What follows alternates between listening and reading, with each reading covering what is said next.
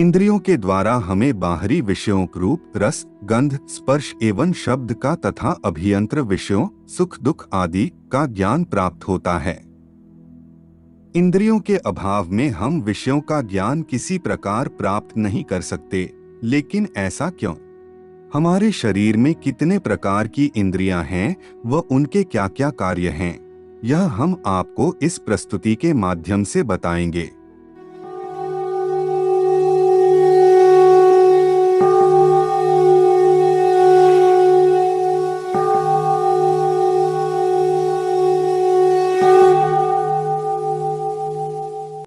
इंद्रिय को संस्कृत भाषा में करण भी कहते हैं। इंद्रिय शरीर का वह अवयव है जिसके द्वारा हम कोई काम करते हैं या कोई ज्ञान प्राप्त करते हैं। मुंह, हाथ, लिंग, गुदा और पैर ये 5 कर्मेंद्रियां हैं। इनके द्वारा हम स्थूल कर्म किया करते हैं। ये भी बाहरी इंद्रियां कहलाती हैं। इन कर्मेंद्रियों में से प्रत्येक के द्वारा लगभग भिन्न भिन्न ही काम लिया जाता है। मुंह से भोजन करने और बोलने का काम करते हैं। मुंह के अंतर्गत दांत, होस्ट, तालु, मूर्धा, कंठ आदि आ जाते हैं। जिह्वा रस स्वाद इंद्रिय का गोलक है। बोलने और भोजन करने में सहायक होने के कारण यह जिह्वा भी मुंह कर्मेंद्रिय के अंदर आ जाती है। हाथ से प्रायः किसी पदार्थ को पकड़ने तथा छोड़ने का काम करते हैं। सांसारिक कामों में इसकी बड़ी उपयोगिता सिद्ध होती है। लिंग से मूत्र, वीर्य आदि का त्याग होता है। गुदा से अपान वायु और मल का विसर्जन होता है। पैर से मुख्यतया चलने का काम होता है। कर्मेंद्रियों के कर्म वायु के द्वारा होते हैं, क्योंकि चलना, बोलना, बल करना, पसरना और सिकुड़ना वायु की प्रकृतियां बतलाए गए हैं। इंद्रियां 14 प्रकार की होती है। 5 ज्ञानेंद्रियां आँख, कान, नाक, जीभ और त्वचा, 5 कर्मेंद्रियां हाथ, पैर, मुंह, गुदा और लिंग और 4 अंतःकरण मन, बुद्धि, चित्त और अहंकार। मन मस्तिष्क की उस क्षमता को कहते हैं जो मनुष्य को चिंतन शक्ति, स्मरण शक्ति, निर्णय शक्ति, बुद्धि, भाव, इंद्रियाग्राह्यता, एकाग्रता, व्यवहार, परिज्ञान, अंतर्दृष्टि इत्यादि में सक्षम बनाती है। सामान्य भाषा में मन शरीर का वह हिस्सा या प्रक्रिया है जो किसी ज्ञातव्य को ग्रहण करने, सोचने और समझने का कार्य करता है।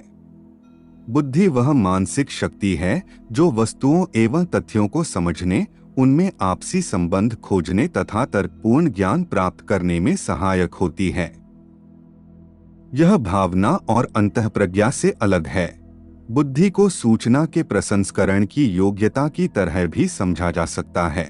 चित्त अंतःकरण का ही एक अंग है जिसमें हमारे सभी संस्कारों, स्मृतियों का संग्रह होता है। यह चित्त सत्वगुण, रजोगुण और तमोगुण से मिलकर बना एक पदार्थ है, जिससे चित्त 3 प्रकार के स्वभाव वाला प्रकाशशील, गतिशील और स्थैर्यशील अर्थात त्रिगुणात्मक होता है। इसी त्रिगुणात्मक स्वभाव को चित्त कहते हैं। अहंकार हमारे मन में उठे एक ऐसी भाव है जिसमें ऐसा लगता है कि मैं ही सब कुछ हूँ, मैं ही सब जानता हूँ, मेरे अलावा ऐसा कोई नहीं कर सकता।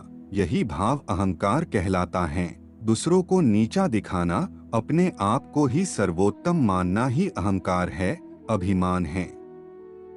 इंद्रियां 2 प्रकार की होती हैं, बहिरी इंद्रिय और अंतरी इंद्रिय। बहिरी इंद्रिय में घ्राण, रसना, चक्षु, त्वक तथा श्रोत्र होते हैं और अंतरी इंद्रिय में केवल मन। इनमें बाह्य इंद्रियां क्रमश गंध, रस, रूप, स्पर्श तथा शब्द की उपलब्धि मन के द्वारा होती हैं। सुख दुख आदि भीतरी विषय हैं। इनकी उपलब्धि मन के द्वारा होती है। मन हृदय के भीतर रहने वाला तथा अणु परमाणु से युक्त माना जाता है। इंद्रियों की सत्ता का बोध प्रमाण अनुमान से होता है, प्रत्यक्ष से नहीं। सांख्य के अनुसार इंद्रियां संख्या में 11 मानी जाती हैं, जिनमें ज्ञानेंद्रियां तथा कर्मेंद्रियां 5-5 मानी जाती हैं। ज्ञानेंद्रियां पूर्वोक्त 5 हैं, कर्मेंद्रिय मुख, हाथ, पैर, मलद्वार तथा जननेंद्रिय हैं, जो क्रमश बोलने, ग्रहण करने, चलने, मल त्यागने तथा संतानोत्पादन का कार्य करती है। संकल्प विकल्पात्मक मन 11वीं इंद्रिय माना जाता है। इनके उपरांत एक छठी इंद्रिय भी होती है, जिसका मानव शरीर में बहुमूल्य माना गया है। इसमें कोई भी मनुष्य किसी भी व्यक्ति के भविष्य में झांकने की क्षमता का विकास कर सकता है, मीलों दूर बैठे व्यक्ति की बातें सुन सकता है, एक ही जगह बैठे हुए दुनिया की किसी भी जगह की जानकारी पल में ही प्राप्त करने वाले कार्य कर सकता है। छठी इंद्रिय को कैसे जागृत किया जाता है, यह हम आपको हमारी इस प्रस्तुति के अगले भाग में बताएंगे। हम आशा करते हैं कि हमारी प्रस्तुति आपको पसंद आई होगी। अपने विचार अभिव्यक्त करने के लिए कमेंट करें, वीडियो को शेयर करें, वह चैनल को सब्सक्राइब करें। तब तक के लिए जय जय श्री राम।